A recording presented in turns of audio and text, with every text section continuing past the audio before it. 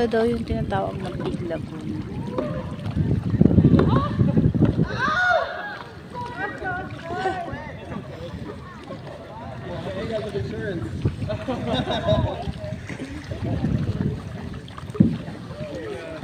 Pwede naman pala magbanggaan eh.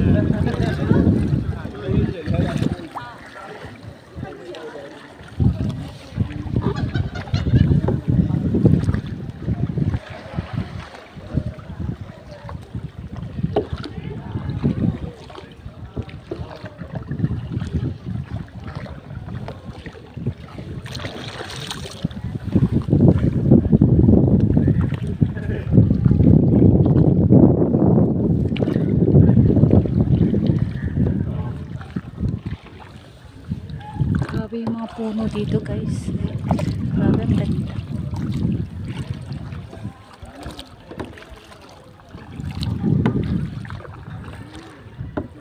Ito ba yung tinatawag na Seven Wonders? Seven Wonders. Di ba meron na tayong ano ng UNESCO, Seven Wonders of the World? Big Lagoon.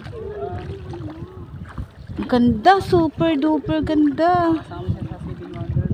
Yung ano po yun, underground po yun. Oh, underground river. Oo nga pala.